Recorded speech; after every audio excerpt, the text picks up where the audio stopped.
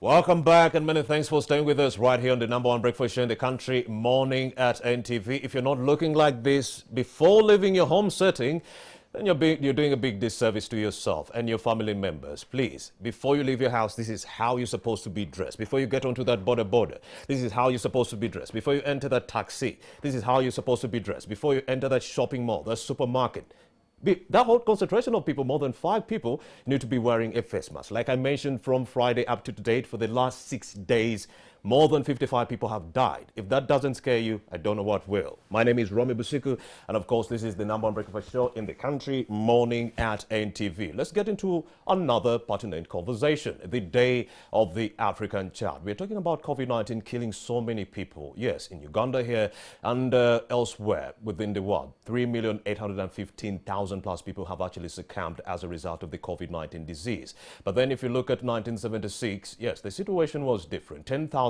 young children were killed. Why? They were protesting in the Soweto uprisings in 1976 against the Black Education Act. Yes, they wanted to be taught in their own language. They wanted to do away with the segregation at the time that was taking center stage as a result of the apartheid poor policy on education. So we are here yet again to talk about the Day of the African Child. It took center stage yesterday. Every year, 16th June. Yes, leaders and other stakeholders come together to commemorate those 10,000 young black men and women who died in South Africa in 1976.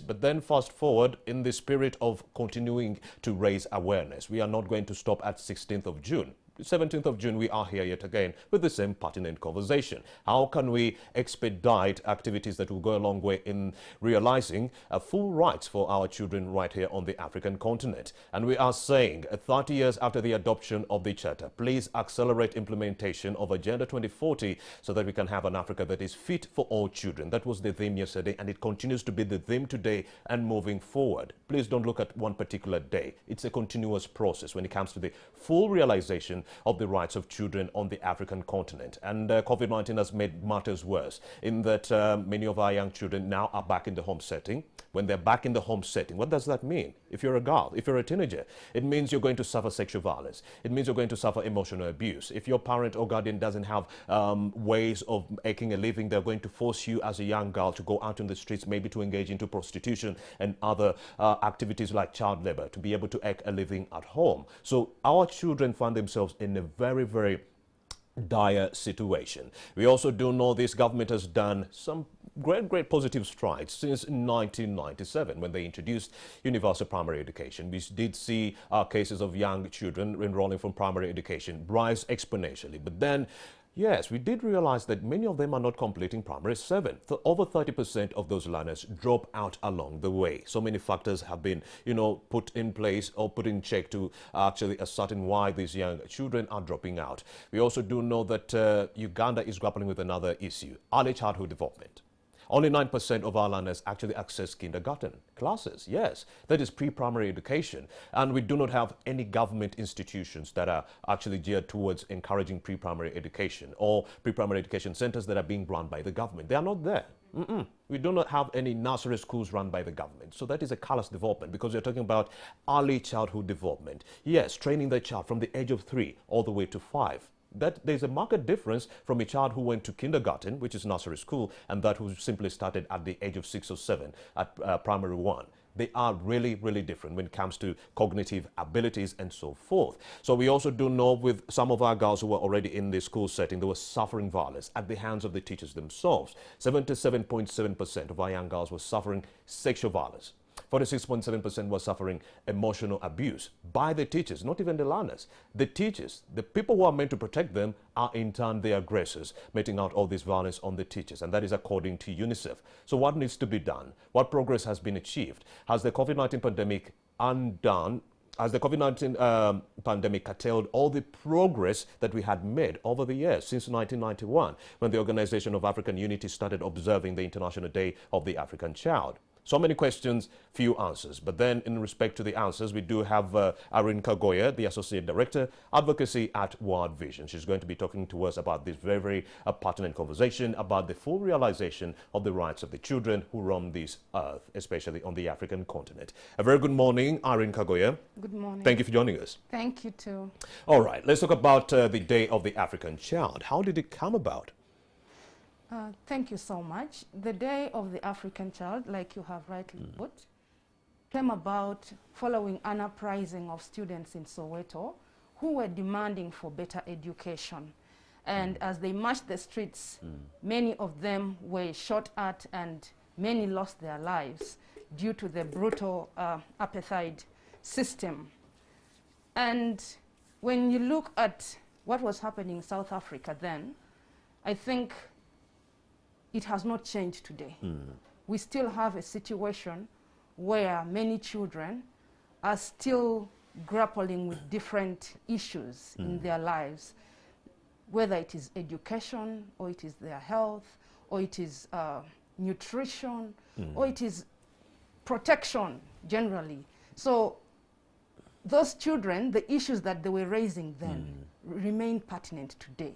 So the commemoration of this day by the African Union is an affirmation of their recognition that actually the issues of children on the continent are still a big challenge, and that we still need to do something to address them. And when you look at the theme for this year's commemoration, and you rightly put it that we cannot just look at one day, you know. The African Committee of Experts on the Rights and Welfare of Children chose this theme because it provides us an opportunity to reflect on the 2040 agenda, to reflect on those aspirations that we set out. And when you look at the aspirations we set out in that agenda, they touch on the different areas of the well-being of a child. They focus on issues of education, making sure that each child is able to access quality education. They focus on issues of nutrition, that children can live a healthy life, that they are not stunted, that they are not wasted, you know. They focus on issues of child participation. Because stunted growth reduces your cognitive abilities to actually absorb the information the teacher is giving you in class. Yes. If you are, grappling with an empty stomach, how will your brain function? Of course how you will you cannot. read? Of course you cannot. Understood. So then it becomes quite a challenge, Nutrition and that's where we important. find ourselves in a situation where there are low learning outcomes because the child cannot concentrate, they cannot really take in this information or knowledge that is being impacted.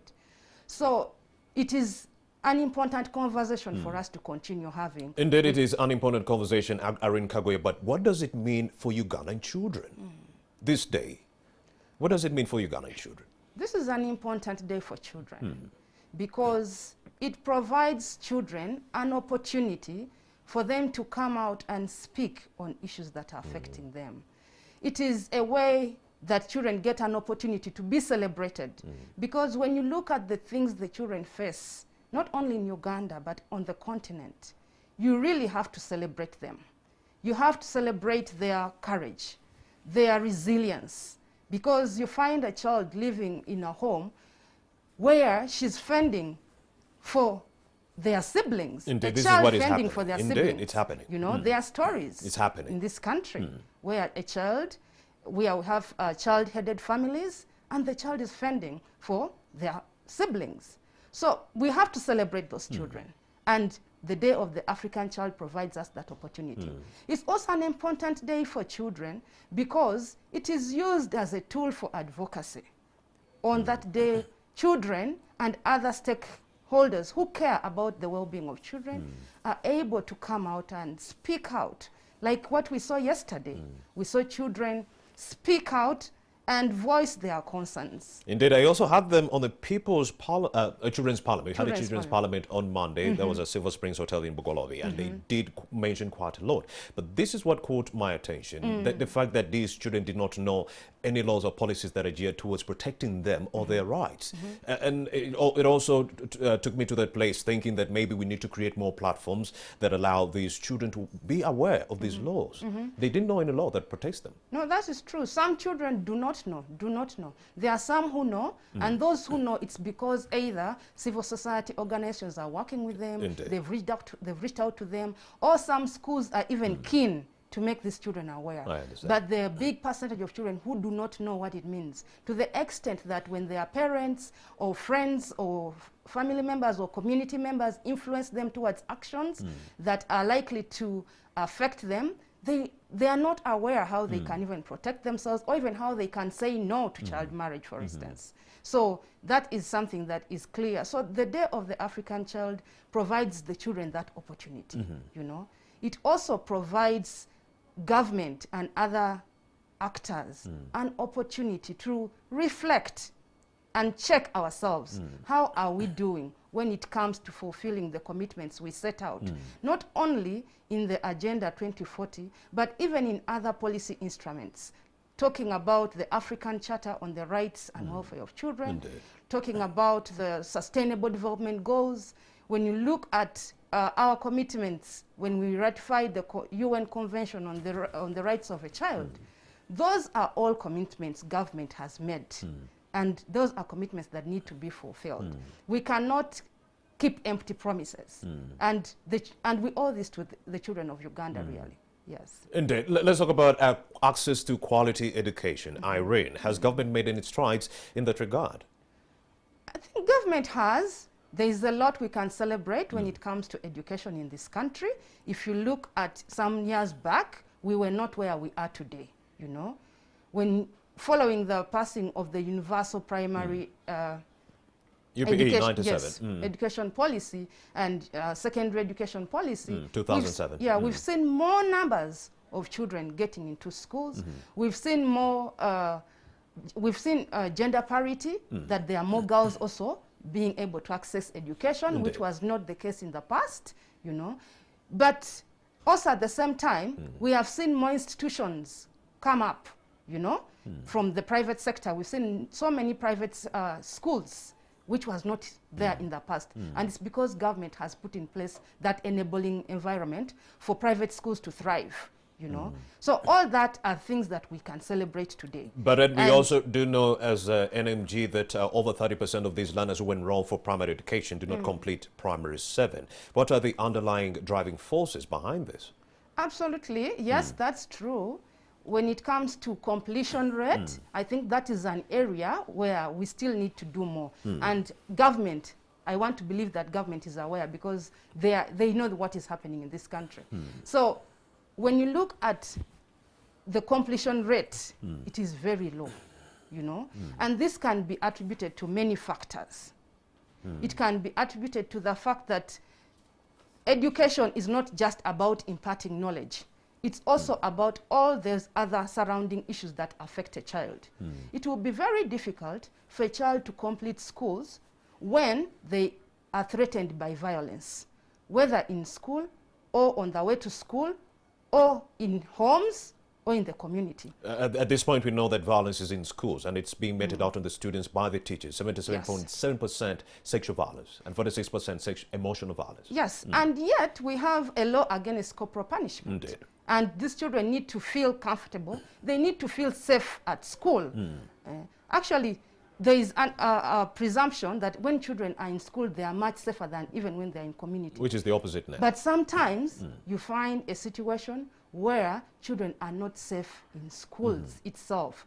So in that kind of situation, there are high chances that this child who has been bullied, for instance, or who has been emotionally abused by the teacher or sexually violated by the teacher will not be able to progress. Let's debunk this myth, Irene Kagwe. Can corporal punishments actually instill discipline? Because teachers who are so learned use it one too many times. They're like, okay, if I beat this child, I'll be instilling discipline, maybe egging them on to read harder, and they will attain higher grades. Please help us debunk that myth. Does it work that way? That is something that we have held on for quite a long time, not just in schools, but even in homes. And it's because of the way we were raised, the way the school system has been running, that unless you discipline a child, they will not be able to learn. And unfortunately, we have failed to look at positive disciplining. You can positively discipline this child without necessarily inflicting pain on their bodies. Because when you do so, it affects the child. We've seen children who say, oh, I fear that teacher. I won't go to class. I fear that teacher. And when you create that fear, already you have created you've created a wall between yourself and this child.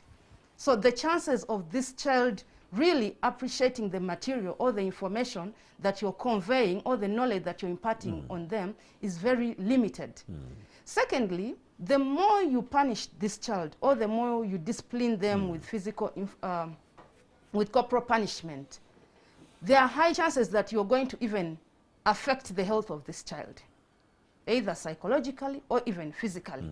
We've seen cases where children have either lost their lives or they've been hospitalized because of that kind of treatment at school. And when that happens, the child cannot really learn. So I really don't think, in my opinion, I don't think beating a child or inflicting pain on them can help you impart knowledge, but rather look at positive disciplining, where you can encourage this child to change behavior in a positive way, where you can recognize and celebrate the other children, either who are doing the things rightly, so that this other child also feels like, oh, actually I need to be celebrated. It is even small things like this person did A, B, C, D, and we are going to recognize her during the next school assembly, you know it? So that kind of positive recognition and celebration of children can help to really raise these children and make them study in school than necessarily having to inflict pain on them. Here's what we want to know. Now, how have development partners and civil society organizations like yourself, World Vision, helped this government in alleviating some of these challenges plaguing our children in Uganda, especially the issue of sexual violence, which is seeing high levels at 77.7%? As civil society, there is quite a lot that we've done. And of course, we've done this to complement government's initiatives. And in doing so, what we have strongly contributed to is to raise awareness. Civil society has done and undertaken a lot of initiatives on raising awareness and building the capacity of structures and the systems that have been established to operate. I'll take an example of the Child Helpline 116. Civil society supported the establishment of that structure and have continued to support its functionality. So in doing that, at least the communities are able to report, children are able to call when their lives are threatened or when they are faced with violence. Secondly, civil society has also gone ahead to initiate programs that are geared towards empowering communities. By empowering communities, we are able to see that we address those underlying issues that drive them to expose children to violence. For instance, the livelihood programs that we are doing. In World Vision last year, we supported over 3,000 households with livelihood initiatives. So when you look at those kinds of programs, communities are able to increase their household income and they are also able to meet the needs of children. That way, they are not forced, for instance, to send children on the streets to fend for themselves or to send children on the streets to engage in all forms of child labor because they are able to earn a decent living. So the other thing that civil society have also done is to influence policies and strategies that are aimed at protecting children. Civil society have been at the front line of influencing the passing of the amendment to the Children's Act, you know, of the recent national child policy that was passed. Civil society have been doing that. Finally, civil society has also been at the front line of making sure that communities understand their rights and responsibilities and that they are able to hold government accountable. So those things are very important to us. And the other thing that civil society is also continuing to do is to demand and influence government to act, you know, because ultimately it's the role of government to provide and protect its citizens, including children. Indeed. Let's talk about the other underlying factors that have actually made it so hard for our children to stay in school. The fact that so many have dropped out because they cannot properly manage their menstrual periods. It's a small issue, but so many of our girls have actually dropped out simply because they can't handle this small issue, menstruation management. What are you doing as developing partners in actually helping our young children stay in school? Now, that is a very big issue.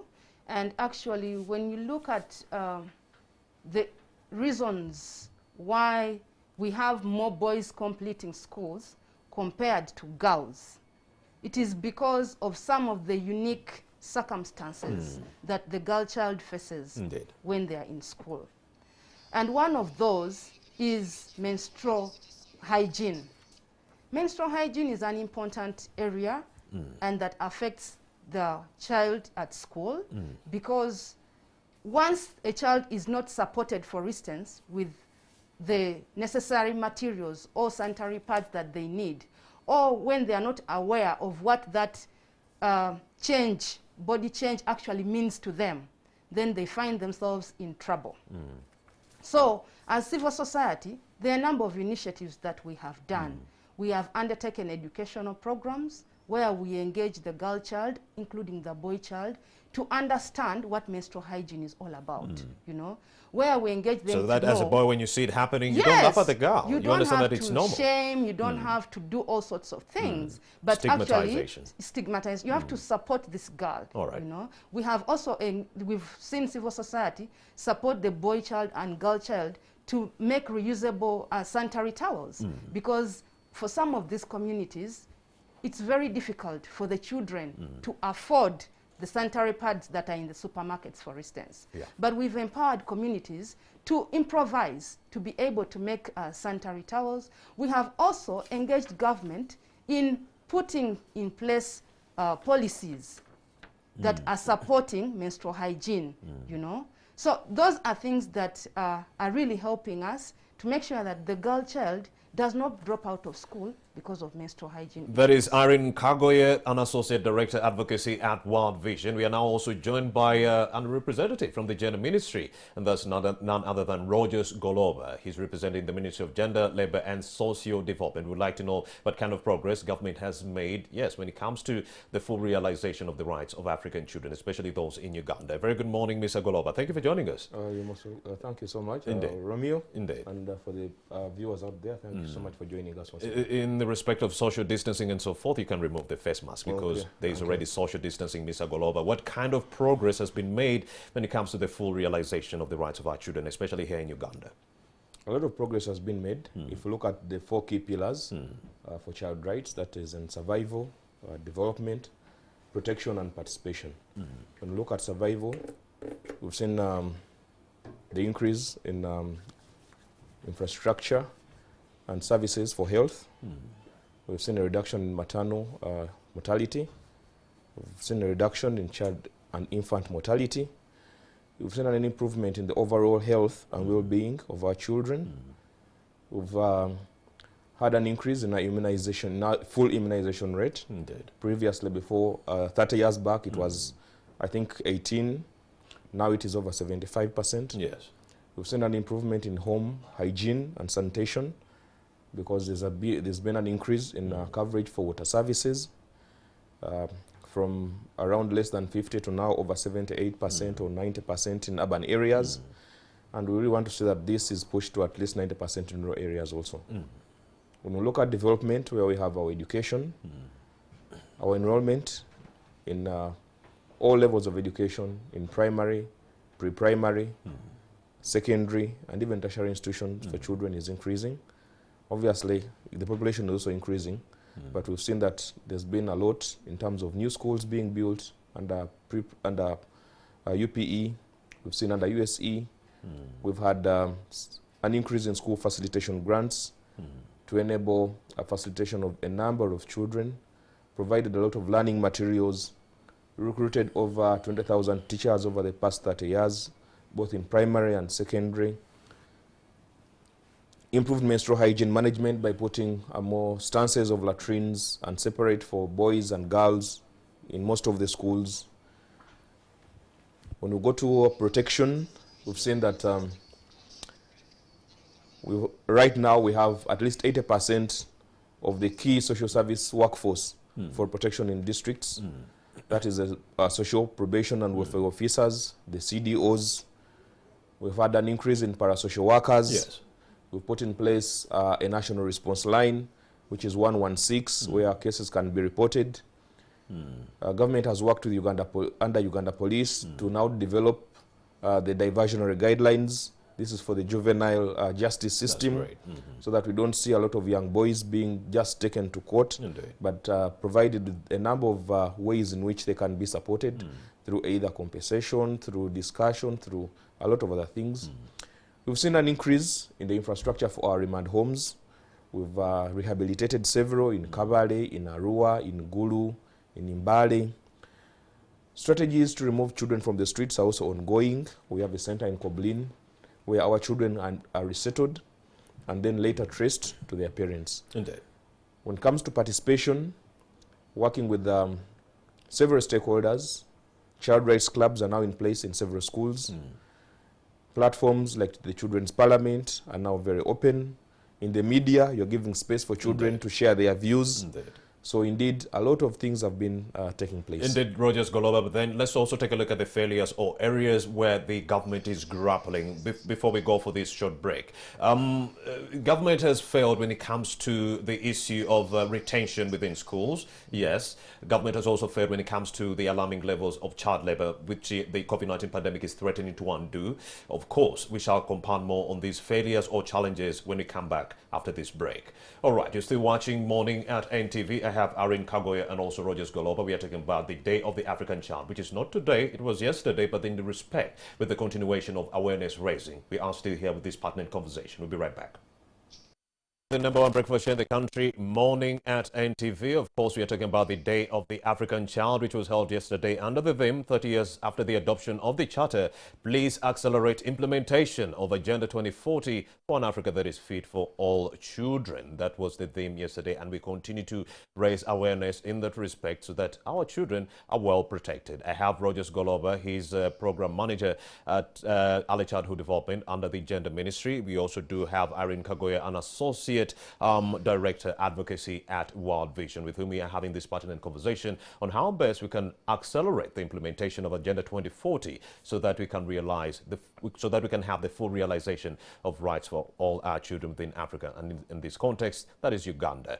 Now, let's continue with this conversation. Rogers Goloba, we were talking about the challenges, the fact that yes, UPE saw enrollment increase. Yes, USE in 2007 also saw enrollment increase, but in respect to primary education, as enrollment increased, retention actually reduced. We realized that 30% of the learners who join primary do not complete it by primary 7. We also do know that those who complete primary 7 do not make it to secondary education. So absorption into secondary is little, and then the completion of primary 7 itself is also a problem. What is compounding this, and what are you doing about it?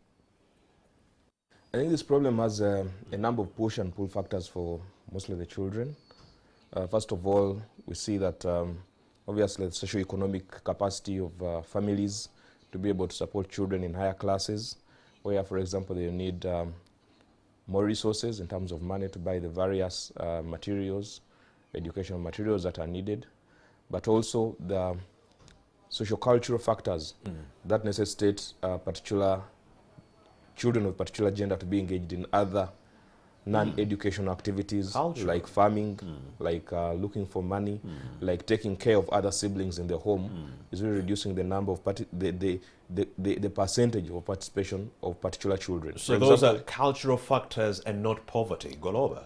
Because I'll not mention that it's poverty, because we know that actually you and I came from poor households. Indeed. And were able to go to school and complete our school.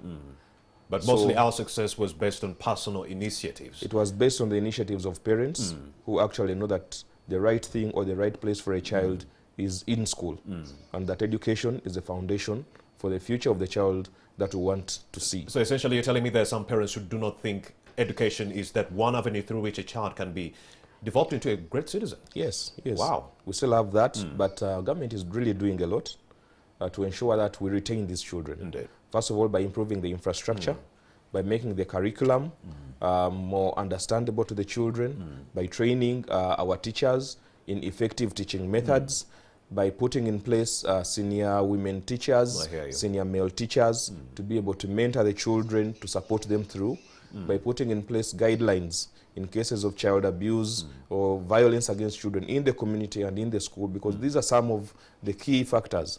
We look at outlawing, for example, corporal punishment in schools. It is already outlawed. It is already outlawed, but Maybe it was one of the things which was actually pushing children out of school. I see. The other thing is laying a good foundation for learning by supporting pre-primary education. If children are coming from pre-primary education with the necessary and requisite skills to be able to learn, then they will be better, they will transition better to primary, they will stay in school and even perform better. All right, I would like to know how you intend to do that shortly after we go to the old taxi park and talk to some of the leaders to help us understand what is happening there, because pre-primary education is unique. We do not have any public pre-primary education centers. That's for a fact. So how do you plan to actually help people within that space absorb more children in that regard? We'll get back to you. So something is unfolding at the Old Taxi Park. We have our camera person, Jeff, and he's going to be talking to some of the leaders of the Old Taxi Park to narrate to us what is exactly happening there. Then we shall veer back into this conversation. Jeff, take it away. Taxi Park trying to narrate to us the reasons that led to the demolition of that building that was being erected within that old taxi park. They say the land was bought illegally. That part of the land where they were building or erecting that building was bought illegally, and that's why KCA officials came through and raised it down. But then what we are wondering is, where were these officials when these works were being started from the beginning, as they were laying the ground to construct? Where were they? Why did they wait when this building was nearly up there and then cause all this commotion? We should be doing all the necessary sweeping as the officials, and not just wait when someone is erecting a building and then we raise it down. Now, compensation has to be the next factor in that regard. How will it be done? That's another $64,000 question that will be answered by KCCA officials. Of course, this technical conversation is brought to you by ITEL. If you've not bought an ITEL phone or product, you're doing a big disservice to yourself. And we are talking about the Day of the African Child. I still have Irene Kagoya and Rogers Goloba, with whom we are expediting more on some of the activities that have been put in play to ensure that our children are actually safe and their rights are fully realized. Rogers Goloba, we are talking about early childhood development. We do not have any public early childhood education centers. So how do you plan to support this sphere? Okay. Early childhood development is a very, very big and wide component. You know, it includes health, it includes nutrition, it includes protection, but also education, or what we call early childhood care and education. What government is doing since 2019, the National Planning Authority undertook a study to identify 3 key areas: the possibility of establishing a public pre-primary school at all public primary schools in Uganda, the possibility or the effectiveness of management of these public pre-primary schools in case they're established, but also to strengthen the inspection and monitoring aspect for the districts and the central government. So that report is out. It's called the National ECD Thematic Studies Report. It was launched last year in Feb, and it made key recommendations which have been adopted in the National Development Plan 3, which includes providing a public pre-primary school at all public primary schools, but starting with the most marginalized or the most in need, which is the rural areas, which is the hard-to-reach areas where there's actually nothing. That's good news. It also provided for the training now by government of at least 500 ECD teachers per year. Nice. So I think that is a good step that government is doing, but also increasing the investment for inspection and monitoring of these private and public aided ECD centers. Of course, so we think that is great news. Yeah, that is great news. The training has already started, and I think we are moving in the right direction. Because we are looking at having children who have the best numeracy and literacy skills by the age of 7, that is primary 1. So if you go to baby class 3, middle 4, around top class 5, you'll be in primary 1 by the age of 6. You'll be having your numeracy skills in check, your literacy skills in check. You will not be having any problems. Your ABCs will be in check. But imagine a situation where you have a primary 1 learner who is simply learning their ABCs. They can't narrate for you A up to Z, 1 up to 100. That will be a callous development. That's why we need early childhood education centers, the pre-primary education centers, 3 to 5 years, so that we can develop the cognitive abilities of these children, so that when they enter primary, they are reading on their own. They're not being supported entirely by the teachers. Let's also talk about the children with special needs. Please, let's not forget the children with special needs. Enrollment for the children with special needs in a public school or a school that is regular with inclusive settings is only 10%. And the enrollment of children with special needs in a particular school that is largely for only special needs children is only 5%. What is government doing about this to increase the enrollment and also support structures that go a long way in educating people with special needs, children? I'll first of all begin with the prevention part. Government is pushing or talking to parents to support them to be able to identify children with special needs early enough. When you say seek health services, seek all ANC services, when you're expectant, feed well, live a healthy lifestyle, don't drink, don't smoke when you're expectant. We're trying to reduce the possibility that the child that you may have a disability. So we're trying to reduce that risk. So if parents, or especially our mothers, are adopting healthy lifestyles, that is the preventive part, through Ministry of Health, through our community development officers. Now, if a mother has had a child, or parents have had a child with a disability, there's need for them, first of all, to understand their role as parents. We know it's going to be taxing, we know it's going to be expensive, but your first role as a parent is to ensure that this child is not hidden away. Don't lock the child at home. Support this child to be able to seek all those necessary services for them, which services include education. Now, when parents appreciate that, then they seek the service, ensure that this child is supported. They'll need to do much more than for the normal children, for example. They need to invest much more time. They need to invest a lot of resources because the materials that they need may be different, the environment that they need, even the time. Everything is different. Everything is different. But do we have any public schools for children with special needs? There are public schools for children with special needs. For example, in Kampala, we have Kampala School of Kampala Statistics. It's in Namirembe. The disabilities also differ. There are some complex disabilities. There are some disabilities which children can be able to, with support, be able to outgrow. However, our education institutions are being made inclusive for all these children, including the walkways, including the chairs, the seats, including the latrines. So this is a discussion that school management committees, the head teachers can be able to engage in with the parents. Special needs children within the rural areas are not in school, largely because of the cultural beliefs that you mentioned earlier before. The parents within these areas do not send these children to school because they're like, okay, you're having a problem here and there. Let's send the able-bodied one to school first. Discrimination is happening within the school, family settings within the rural areas. Speak on that. Yes, because most of our parents and communities don't know that the most important part of our bodies is the brain. So if the brain is working well, even if my hands are not working well, even if my feet are not moving as fast, even if I cannot be able to do some of these other things that normal children are doing, if my brain is working well and I can be able to think, I can be able to reason, that is the most important part of our bodies. And of course, parents should know that children with special needs are largely good when it comes to mathematics. Yes, when it comes to mathematics, numeracy, children with special needs. So you are not at a bad, you're not in a bad situation if you have a child with special needs. Just look for that special talent that they have and cultivate it and develop it, and you have a very, very well-trained child that will actually ensure economic returns in the near future. Let's also bring in Irene Kagoye. Irene, let's talk about the fact that so many children have, expanded fears within the COVID-19 pandemic, and they've been largely talking to you as the Associate Director of Advocacy at World Vision. So what are some of the children's fears and concerns that have come about during this COVID-19 pandemic? Thank you so much.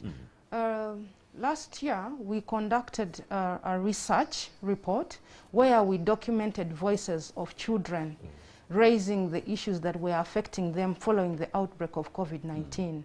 And if you read the quotations or the stories from the children in that report, you realize how much this pandemic has really affected them. We had children say that because of the pandemic, they are fearing they are going to repeat classes. And we know the stigma that comes with repeating a class when you're in school. If you're not brave enough, if you're not supported, there are high chances that you'll even drop out of school. We had children raise fears that this COVID-19 pandemic is affecting them. They cannot connect and play with their friends, for instance. And yet play is a great component of child development that is important that children can, play with their friends. It's also a great way of building their capacities to work and in teams. So with these fears, children felt like the pandemic was taking away that precious element of being a child. You know, we all loved to play when we were children. You know, you'd not want anyone to take that away from you. There's but also now a fear of repeating classes. Yes. There is also the other biggest fear which we've had from children, and which they talked about even yesterday and during the engagements with children this week in the Children's Parliament, the fear of violence. You know, children are feeling unsafe at home and in communities. And this is because many children are in situations or circumstances where they are being faced by violence, either inside the home or even in the community. The good news, Irene Kagwe, is that we do have Rogers Goloba, who is representing the Gender Ministry, and he can actually help us understand what government is doing to allay the fears of these children. Rogers Goloba, what are you doing as the Gender Ministry to allay all these fears? They fear that child marriages, yes, are increasing. They fear that they will drop out. They fear that they will not attain high academic grades. They fear that 14,000 defilement cases took center stage in 2020. So they fear with this lockdown, which has just started, that maybe they'll also fall the same fate when they are in the home setting. What are you doing to allay all these fears? First of all, Mr. Busiku, these fears are really valid. We recognize that in the first part of the lockdown, we really don't do a lot concerning supporting children. If you look at all the messaging which was there for COVID, if you look at all the interventions, apart from ensuring that our social service workforce remained in communities and working. Only part where you dropped the ball. Yes, I think we have learnt our lessons. Social workers. And this time round, we are going to work with all development partners, all civil society organizations, to see that we develop, first of all, child-friendly messages during this period, targeting children, but also targeting parents, improving parents' skills and knowledge concerning how they can support their children's learning. It's not just a matter of us delivering home learning kits for the children, but ensuring that parents play a key role in translating or in facilitating the learning for the children. Now, we may have a challenge that some parents may say, okay, I'm illiterate, I cannot support, I cannot read, how will my child see me fail to do this calculation? And we are saying no. If there are some teachers in the communities, if there are some leaders in the communities who can be able to help you as a teacher build your capacity to be able to address this, then you can. If there are children who are older and in higher classes, they can support their siblings to be able to do this home learning. For the protection part, we have strengthened our child protection systems. We want the local leaders. It's good that now we have new local leaders, we have new counselors. One of the key roles that they have to play to ensure the protection of all children. Identify those cases, let them be approachable. That's what we ask. Shouldn't we be firing these leaders, Rogers Goloba, if they're not doing their work? If you go to a particular jurisdiction and you realize there are 10 children who are selling G-nuts and you know very well they are under 18, shouldn't we be firing these leaders? No, we shouldn't be firing them. Because we are not sending a message then. We need to build their capacity to be able to identify what is child abuse, to identify what constitutes exploitation. Okay, let's talk about child labor. What the laws do. Talk about child labor, Rogers Yes. Goloba. Do you think the COVID-19 pandemic is going to exacerbate this problem of child labor? Because it's one of the fears for the children here. They fear that they'll be sent back onto the streets to earn a living because most of their parents are at home with this new lockdown. One of the key things is obviously to look at the balance between the boundaries of child labor and then the boundaries of children supporting household incomes. Indeed. For example, what the law says is that children below 16 are not supposed to be engaged in any work which is hazardous to their health and which affects their education. So, for example, if I'm a parent and I'm engaging my child all day in academic work or in household activities, and I know that what they are going to do is going to be supervised. If a child is, for example, working with me in my shop, and I'm being able to monitor and stay with this child the whole day, although the child is supporting me to serve customers in my shop, that doesn't constitute child labor. All right. What constitutes child labor is you letting your child who is below 18, or below 16 rather, to go on the streets with a bag of maize, with a basket of bananas, unaided, not under any supervision by an adult, and you are letting them be to roam on their own in an unsafe place. Indeed. I think that is where we need to come in. Mr. Goloba, amongst the 10 aspirations that are being highlighted in the African Union agenda, that is Agenda 2040, where do you feel Uganda has performed very, very well, exceedingly very, very well? We performed very well on aspiration 1, 2. Aspiration 1 is obviously concerning our reporting. Aspiration 2 is concerning reforming our laws and policies in line with what the agenda says. We've had several policies and laws. We've amended the Children's Act. We've put several amendments in the Constitution. We've now come up even with a bill against human prevention and prohibition of human sacrifice, working with the development partners. We have the National Child Policy. We have Gender in Education Policy. All these guidelines are in place. Should we agree that all these policies are beautiful on paper, but they are not being implemented very well? When it comes to policy implementation, it's the role of all citizens. I hear you. When we say education policy, what does education policy say? All children of school-going age should be in school. It's now the duty of all Ugandans to ensure that if they have children in their families, in their communities, they should be taken to school. So it's a give and take. It's two sides of the same coin. Government has a duty, but all citizens have responsibility to ensure that whatever government policies are put in place, they are implemented. First from the homes. When we talk about an Africa fit for children, like I mentioned, I'll borrow what we learned yesterday. It's a family fit for children. But it looks like for children. Out of the 10 aspirations from Agenda 2040, it looks like this government has failed when it comes to aspiration number 7. Every child is protected from violence. Like I did mention, 77.7% of our girls are being molested or sexually abused by their teachers. Don't you think that is where you dropped the ball, protecting girls from violence? Number 7. Saying that government has failed is a very, very big statement, which is untrue. Government has done a lot to ensure the protection. You're nearly 13 pointers away to make 100. No. What happens is, when we say child protection, the protection system is wider than just government.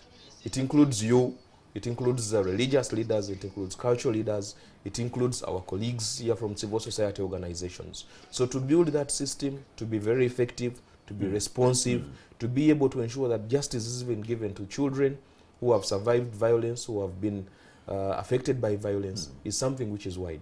So government is doing a bit in each and every part, in prevention, in response, in justice, and we think that we are still on the way. What our key failing is the parents.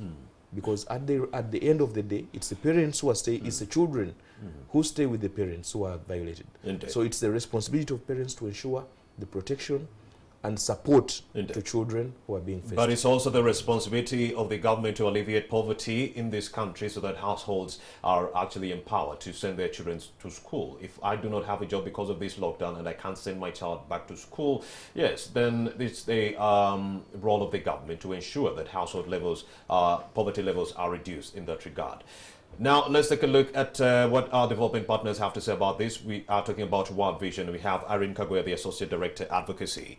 Let's take a look at the 10 aspirations. In your view, which aspiration requires more investment and support from the government and development partners like yourself and me, Romeo Busiko? The aspirations, when you look at these 10 aspirations, really, they are looking at the holistic well-being of a child. You know, all the 10 aspirations. And for us as civil society, when you look at these aspirations, of course, there are some parts where we have really done very well. Like my colleague from Ministry of Gender here was saying, but there are some that we have not done well. And for me, the first one where we've not done well is the aspiration number 7 on violence against children. Indeed. You know? Go ahead. When you look at the police crime report, and how much violence has been meted out against children in this country, it is worrisome, you know. And it is important that these children are actually protected so that they can be able to grow up as responsible citizens. Because the moment a child is exposed to defilement, for instance, or rape, or any physical abuse, this child cannot be able to grow up and meet their aspirations in life. That's where we are seeing a situation where children are giving birth to children. Another one of those worst forms of child labor that we are seeing, you know. So for us, that is an area. The second one is about birth registration. Many of children in Uganda are not registered. You know, children are born and they're not registered. And why is that? It's because some of the people who give birth to children mostly are even young women. And these young women are not accessing antenatal care. They are not giving birth in health facilities, some of them. And so as a result, many of the children who are born are not registered. And where a child is born and they are not registered, that means we are not keeping track of the number of these children. And ultimately, we cannot adequately plan for them. So it is important that these children are registered so that government is able to also plan for them adequately, whether in terms of providing them education or meeting their health needs. The third area where I really think government needs to put more emphasis together with other partners is the area around child participation. You know, when you look at the Local Government Act, looking at them as change agents. Yes, when you look at the Local Government Act, it provides for the participation of children in decision-making processes. Indeed. But oftentimes, we found a situation where children are not being engaged, they are not being involved. Take an example of the plans, the response plans when it came to the outbreak of COVID-19. Not many children's voices were really consulted when we're developing the response plans to COVID-19. And somehow that's how we even missed out on getting their views, which could have helped us to even shape better responses. That is in my opinion. So most of the time we treat children like with this whole perception that they don't have anything valuable to bring to the table. But when you listen to children, when we take time to listen to children, it really helps to inform how we plan and how we can respond to their needs when we are setting up all these policies. Whether it is as a government institution or it is a civil society institution, we have to bring children to engage and be part of decision making at all levels. We have had children in their children's manifesto, you know, say they want a children's parliament. Why are they saying that? It's because they want to seek space where they can air out their views, where they can contribute and talk about the issues that affect them. So for us, those are really the three areas where we really need to see government and other partners put in more effort. Well, thank you very much, Irene Kaguya, the Associate Director Advocacy at World Vision, the RR Development Partners. We also do have Roger Skolova. She says we do not have statistics on the number of children, but according to the last research I was doing, we have some 19 million young children within this country and some 21 million adults. So expand more on that. Expand more on that. I think the vital statistics that you were saying is we already have statistics about the numbers of children. We have statistics of the numbers of children in school. We may not have adequate statistics of numbers of children who are out of school. Okay, break them down. We may not have statistics, for example, of the numbers of children who have, for example, been faced with abuse. So we want to give them some psychosocial support. We want to see that we link them with health facilities, with social workers to be able to support them. So there are some vital statistics which are really missing. Okay. I'll give an example for a good statistical system for children. So how many children do we have? We have, for children, we have at least 18 million of our children, of our population, which is at least, I think, less than 40% of the population. 15 million are in school. How many have dropped out? We cannot tell that number. Why? Because if we had a good statistical system, we are if all our children are being born in health facilities, we can register children at that level. We know how many children are born in a particular year, how many of these children actually have gone to pre-primary, how many are now in primary, so that we can really track our child. If we are to quickly deduce out of the 18 million, 15 million are in school, so we can roughly say 2 to 3 million children are out of school. What are you doing to make sure that they get back into the school system? What we're ensuring to get back to the school system is that there are various programs. If children cannot actually be able to come back to school, we have put an array of services or array of other vocational institutions where they can join in. When you drop out, you can go to skills development centers. You learn bricklaying, you learn tailoring, you learn all the other skills, welding and so on, which can enable you to have the skills for which you can be able now to earn later in life. Yes. All right, in case of a similar pandemic, what should we do? Let me start with you, Irene Kaguya, 30 seconds. In case of a similar pandemic, this COVID-19 pandemic has been a learning experience. So in case of a similar pandemic, what should we do as government and other stakeholders? One, we need to make sure that our systems and structures continue functioning during the pandemic. We cannot stop that. Secondly, we also have to make sure that the needs of children are placed at the center when we are planning to respond to any crisis, because children are vulnerable and they are likely to be exposed to all sorts of violence during crisis. And third, we need to make sure that the voices of children are listened to when we are responding to any crisis of this nature. Thank you very much. In a nutshell, Roger Skolova, in a similar pandemic, what ought to be done based on the learning experience in this pandemic? What ought to be done is to ensure that the comprehensive, essential and appropriate child-friendly services continue to be provided. in health, in education, in social protection, but also give platforms for children to participate. That is very key. So even when there is a pandemic, we know that children need age-appropriate services. If immunization is needed, please take your child to be immunized. Indeed. If it's time for learning, engage your children to learn. That, despite the pandemic, child growth and development cannot stop. So ensuring that you support your child to grow and develop, despite all the other challenges that are existing, is really important for parents, but also for the service providers. Don't chase away mothers who have come to seek for services for their children. When they come to your facility, please provide them the same services. But then also ensure that you protect your children more now. Yes. Let your child not to be part of the statistic. Indeed. Let your community not have a child who is going to be part of the statistic for violence against Rogers Goloba and Irene Kagoya, many thanks for having made the time to speak to Morning at NTV. And to you who has been watching Morning at NTV from 6:30 a.m. up to now, many thanks for that undeterred love and support. My last message to you is that this is how you should be wearing before you leave that home setting. You need to be protecting yourself from this COVID-19 disease. It's really bringing about debilitating effects both on the lives and the economy of the whole globe. My name is Romeo Busiku. To the kings, queens, boys and girls who are celebrating their birthdays on this particular day, go out there and celebrate, but be cognizant of the fact that the COVID-19 disease is there, and this is how you should be wearing to protect yourself and the others within your vicinity. Have yourselves a blessed morning.